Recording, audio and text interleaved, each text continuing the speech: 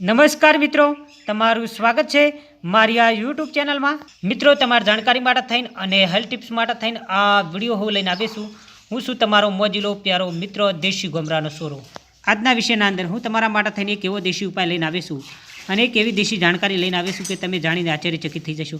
ખાસ કરીને હું તમને અજમાવાળું પાણી પીવાના ફાયદા વિશે વાત કરવાનો છું। તો તમે અજમાનું જો એક ચપટી સેવન કરશો તો તમારા શરીરના અંદર શું પરિવર્તન આવશે એના વિશે હું તમને વાત કરવાનો છું। કારણ કે અજમાના ઘણા બધા ફાયદાઓ છે, એટલું યાદ રાખજો। કારણ કે અજમો છે ને, જો તમે એને ખાશો ને થોડો ઘણો તો તમને કેવો લાગશે ખબર? સ્વાદે તીખો લાગશે, પછી કડવાઈ થોડો ઘણો લાગશે, પછી આમ તો રુચિકર છે, એટલું યાદ રાખજો। અને પિત્તકારક છે અને દીપક છે। કહેવાનો મતલબ કે મેં તમને એના ગુણધર્મો જણાવ્યા, એટલું યાદ રાખજો। કારણ કે એના અંદર અમુક રસ પણ છુપાયેલો છે। નિયમિત જો તમે વહેલી સવારે ઉઠીને અજમાને ચપટી ભરનો ખાશો ને તમે, તો તમારા શરીરના અંદર જે ગંદકી રહેતી છે, જે એ ટુ ઝેડ પ્રકારની બીમારી રહેતી છે, શુમંતર થઈ જશે અને તમારું શરીર છે ને રોગમુક્ત રહેશે, એટલું યાદ રાખજો। કારણ કે ઓના અંદર છે ને અનેક પોષક તત્વો રહેલા છે અજમાઈના અંદર। કારણ કે અજમો ખાવાના ગજબના ફાયદાઓ છે, એટલું ફક્ત તમારે ચપટી જ ખાવાનો, એટલે કે આટલો જ ખાવાનો। તમે મારા વિડીયો સમજી શકો, માપસરનો ખાવાનો વહેલી સવારે ઉઠીને ખાઓ તો તમે મને યાદ કરશો। તમારું પેટ છે ને એકદમ સાફ થઈ જશે અને તમારું પાચન તંત્ર પણ મજબૂત થઈ જશે। માની લો કે હવે તમને એક દેશી ઉપાયના અંદર હું તમને વાત કરવા જઈ રહ્યો છું।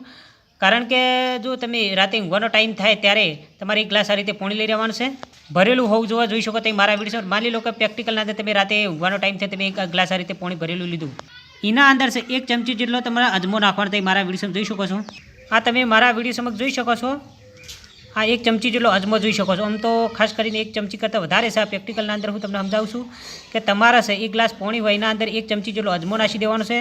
અને એ જે પાલાવાળું પાણી હોય, માની લો કે તમે ગમે તેના અંદર પાણી લીધું હોય, એના અંદર તમે અજમો નાખેલો હોય તો બરાબર ઢોંચી દેવાનો, આશીર્વાદ સુધી પડી રાખવાનો।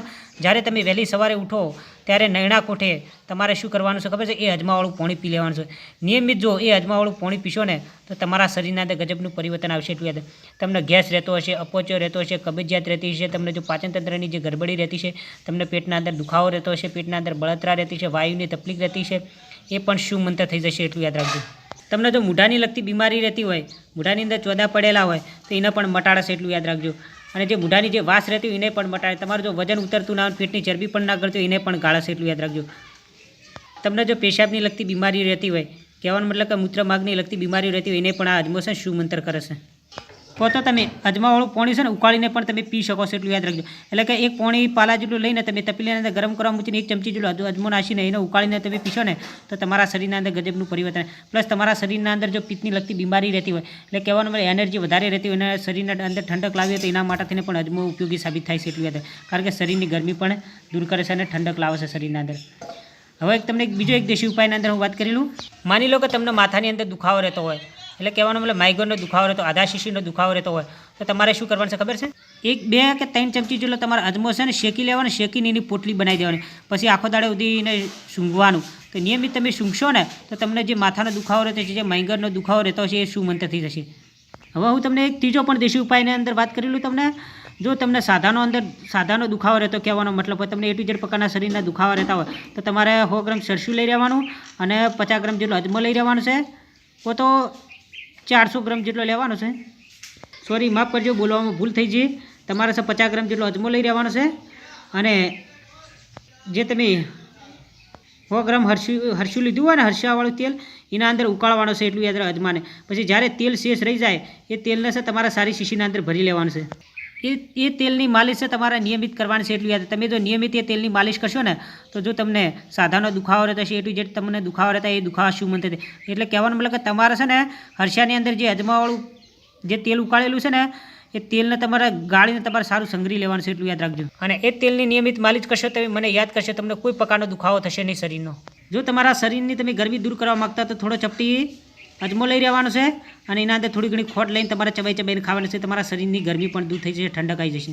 હા મિત્રો, દિલથી, પ્રેમથી, લવથી હું તમારા સાથે એક વાત કરવા માગું છું। મારા સાથીઓ, મારા મિત્રો, થોડું બોલવામાં મિસ્ટેક થાય છે, માફ કરજો, ગુનેગાર છું। તમારો ઘરે બેઠો વિડીયો બનાવું છું એટલે થોડું ગભરાટ રહે છે। મિત્રો, જો તમને મારી જાણકારી અને મારી સલાહ જો તમને પસંદ આવી, જો તમે મારી ચેનલના અંદર જો નવા હોય તો મારી ચેનલનું છે જે લાલ કલરનું બટન છે, જે અંદર ફ્રી છે, એને દબાવજો, બેલ આઇકન પર ક્લિક કરજો, લાઇક અને કોમેન્ટ કરજો પ્લીઝ। મારા સાથીઓ, મારા વિડીયોને લાઇક કરવાનું ભૂલતા નહીં, કારણ કે તમે મારા વિડીયોને લાઇક કરશો તો મારી ચેનલ મોટિવેશન વધશે, પ્લસ મારી આબરૂ વધશે, મારી ક્રેડિટ વધશે, મને વિડીયો બનાવવાનો શોખ થશે। મિત્રો, તમારી કોઈ હેલ્થી લગતી કોઈ બીમારી એનો લગતો જો વિડીયો બનાવો તો મને જરૂર કોમેન્ટના અંદર કહેજો. હું લગતો જરૂર વિડીયો બનાવી. મિત્રો તમારા જેટલા ભાઈ બનો જેટલા સાથીઓ તમામ જગ્યાએ મારો વિડીયો શેર કરજો, કારણ કે જાણકારી ખૂબ ઉપયોગી છે. બીજા મિત્રોને આ વિડીયો ઉપયોગી સાબિત થઈ શકે. મિત્રો તમે મારો આ વિડીયો જોયો ખૂબ ખૂબ આભાર.